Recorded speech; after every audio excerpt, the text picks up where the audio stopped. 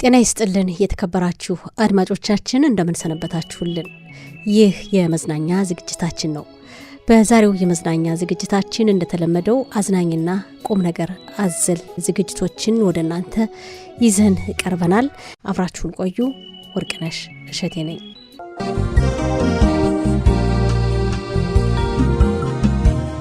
በምድር ላይ አንዴ ብቻ እንድንኖራት የተፈቀደልንን ህይወት በተቻለ መጠን አግባብ ነው በመንለውና ፍትሃዊ በሆነ ዑደት እንድንኖራት ሁኔታዎችን ማመቻቸት ብንችል ደስተኞች ከመሆናችን በተጨማሪ አራያ የሆነ ስራ ጥለን ልናልፍ እንችላለን። ስራችን፣ ቅንነታችን፣ አርቆ ሐሳቢነታችን፣ ለትውልድ ተቆርቋሪነታችን ወይም በተቃራኒው ራስ ወዳድነታችን፣ ግዴለሽነታችን፣ በአጠቃላይ ማንነታችን በመናሳልፈው ህይወት ይገለጣል። ህይወትን በተቃራኒ መንገድ ከመጋፈጥ ይልቅ የሚገጥመንን ፈተና በትዕግስትና በመመካከር ለመፍታት እንሞክር። በህይወታችን ላይ የምንፈልገው ነገር እኛ በፈለግነው ጊዜ ሳይሆን ሁኔታዎች በሚፈቅዱት ጊዜ እንደሚሆን እንረዳ። የህይወት መዝሙር ሐዘን ወይም ደስታ ብቻ ሳይሆን የተቀላቀለ የዓለም እውነታ መሆኑን እንወቅ። በሐዘንና በፈተና ጊዜ የሚያስፈልገንን ጥንካሬ በህይወት ልምዳችን እናካብት። በዙሪያችን ያሉ ሰዎች እንደኛ የሚያስፈልጋቸው ነገሮች መኖራቸውን አምነን ጊዜና አጋጣሚ በፈቀዱልን ጊዜ ልንረዳቸው እንሞክር። የህይወት ህልማችን የሚሳካው በጥረት ስለሆነ በየቀኑ ለዓላማችን ጥቂት ነገር እንስራ። በህይወታችን ለሚያስፈልጉን አጋሮቻችን፣ ለቤተሰብ፣ ለፍቅረኛና ለጓደኞቻችን የሚገባውን እንስጥ። ዓለማችን ተቀያያሪ ስለሆነች በመንገዳችን ያላሰብናቸው ተግዳሮቶች እንደሚኖሩ እንረዳ። ቢቻል ትውልድ ሊጠቀምበት የሚችለው ነገር ጥለን ለማለፍ ጥረት እናድርግ።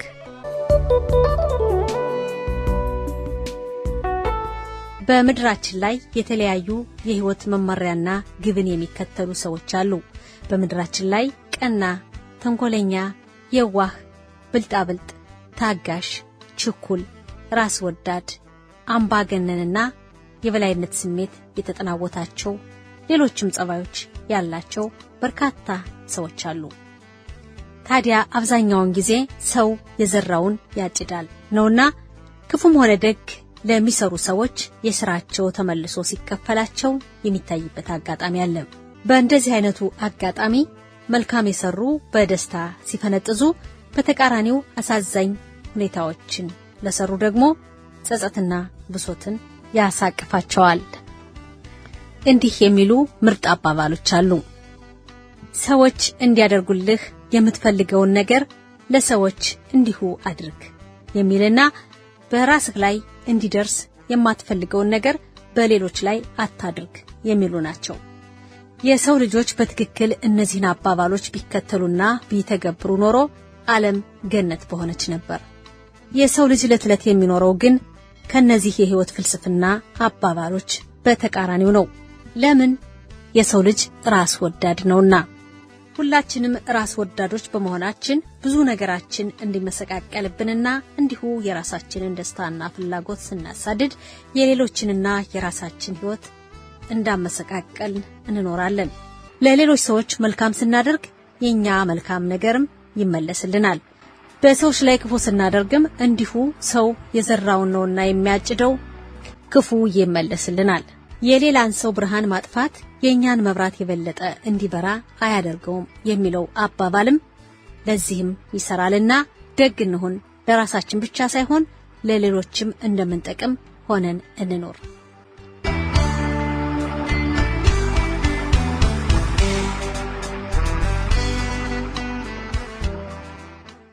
ጠቃሚ ምክሮች። ተስፋ የህይወት ማቆያ ነው ይባላል።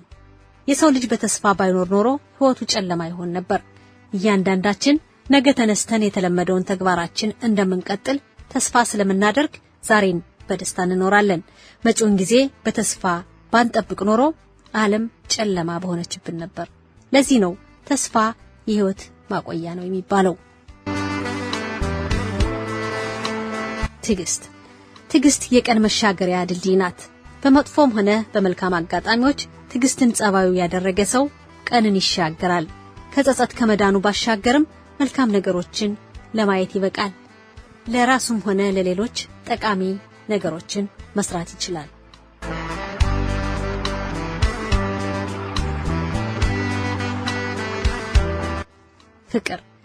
ፍቅር የዓለም ዋልታና ማገር ነው። ፍቅር ባለበት መቻቻል፣ መደጋገፍ፣ መረዳዳትና መተዛዘን አለ።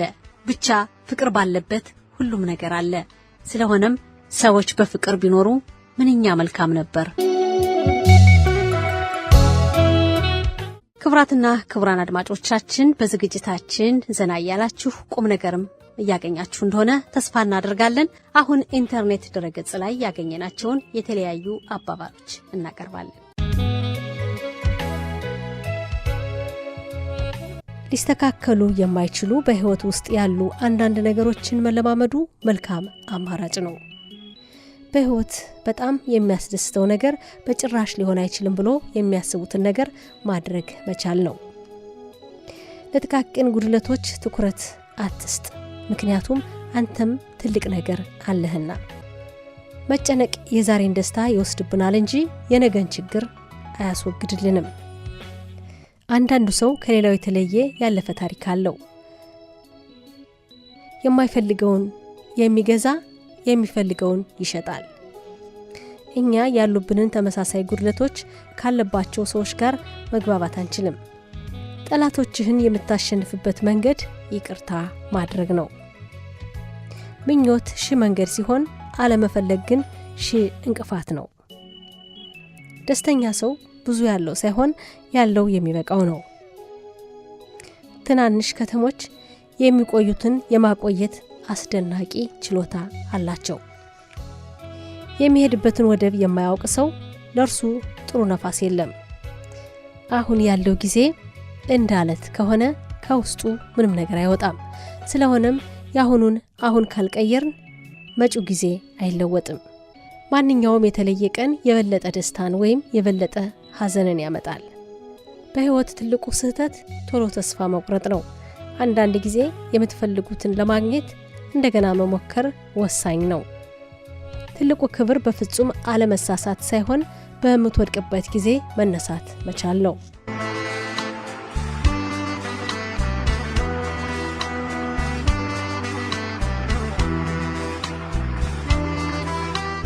በዓለማችን ላይ ሰው ሰራሽና ተፈጥሯዊ የሆኑ በርካታ አስደናቂና ታላላቅ ነገሮች አሉ። ዛሬ ስላንዱ የዓለማችን ታላቅ ነገር ያዘጋጀነውን አጭር መረጃ እናካፍላችሁ። ጽሑፉን ያገኘነው ከዊኪፒዲያና ከተለያዩ የኢንተርኔት ድረገጾች ላይ ነው። በተባበሩት የአረብ ኤምሬቶች በምትገኘው የዱባይ ከተማ ከዓለም ዙሪያ እጅግ በርካታ ጎብኚዎች በየዓመቱ ይጎበኛሉ። በዱባይ ከተማ እጅግ በጣም ዘመናዊ የሆነ ያኗኗርና የጥንት የአረቦችን ባህል ያስተምራሉ። የዛሬዋ ዘመናዊቷ ዱባይ ከአንዲት የአሳ አጥማጅ መንደር ተነስታ የዓለማችን የቱሪዝም ማዕከል እንዲሁም የቅንጦት ማዕድናት መሸጫና መሸመቻ የሆነችው በቅርብ ጊዜ ውስጥ ነው። ዘመናዊ እንግዳ ማረፊያዎች፣ ታላላቅ የገበያ ማዕከላትና ሌሎች በርካታ ነገሮች ይገኙባታል በዱባይ። ከነዚህ መካከልም ርዕሳችን ያደረግነው የዓለማችን ታላቁና ረጅሙ የቡርጅ ካሊፋ ህንጻ ይገኝበታል። የቡርጅ ካሊፋ ህንጻ ከመሰራቱ በፊት የዓለማችን ታላቅ ህንጻ የነበረው በማሌዥያ ኳላላምፑር የሚገኘው ፔትሮናስ ታወር ሲሆን ከዛ በኋላ ደግሞ በ2003 ዓ.ም በታይዋን የተገነባው የታይፔ ህንጻ አንደኛ በመሆን ሪከርዱን ተረከበ። ከአንድ ዓመት በኋላ ግን በ2004 ዓ.ም አሁን የዓለማችን ግዙፍ ህንጻ እየተባለ የሚጠራው የዱባዩ ቡርጅ ካሊፋ ህንጻ ግንባታው ተጀመረ። የህንጻው ግንባታ በ2004 ዓ.ም ተጀምሮ በ2010 ነው ያለቀው። ህንጻው የተሰራባቸው ቁሳቁሶች ኮንክሪት፣ ብረት፣ አልሙኒየምና ብርጭቆ እንደሆኑ ይነገራል። የህንጻው ርዝመት 828 ሜትር ሲሆን ህንጻው ያረፈበት መሬት ስፋት 344000 ሜትር ነው። ይህ ረጅም ህንጻ 163 ፎቆች አሉት። የህንጻውን ፕላን የነደፉት መሐንዲሶች አድሪያን ስሚስ፣ ማርሻል ስትራባላ፣ ጆርጅ አፍስታቲው፣ ዊሊያም ባይከር በዘመናዊ ህንጻ ጥበብ የተካኑ ከተባሉት ዋና ፕሮጀክቱን በኃላፊነት ከተረከቡት መሐንዲሶች መካከል ሲሆኑ ሌሎች ረዳት መሐንዲሶችም አሉ። የህንጻው ባለቤት ኤምአር ይባላል። ግንባታውም 1.5 ቢሊዮን የአሜሪካ ዶላር ፈጅቷል። ቡርጅ ካሊፋ ህንጻ መናፈሻ፣ የገበያ ማዕከላት፣ ሱቆች፣ ምግብ ቤቶች፣ ሆቴልና የግል አፓርታማዎችን ይዟል። ይህ ባለም ታላቁ ህንጻ ቱሪስቶች በዋናነት ከሚጎበኙት ዘመናዊ መስህቦች አንዱ ሲሆን የከተማዋ ድምቀት እንደሆነም ይነገራል። በህንጻው ውስጥ ፎቶግራፍና እጅግ በጣም ብዙ የተለያዩ የስነ ጥበብ ቁሳቁሶች ይገኛሉ። በበረሃማዋ ዱባይ ህንጻው ፊት ለፊት ሰው ሰራሽ ሐይቅ በመስራት በሙዚቃዊ ቃና የታጀበ ፏፏቴ እንዲፈጠር ተደርጎ ታላቅ የቱሪስት መስህብ እንዲሆን ተደርጓል። በዓለም ታላቅ ስለሆነው የቡርጅ ካሊፋ ህንጻ ያዘጋጀነው አጭር መረጃ ይህን ይመስላል።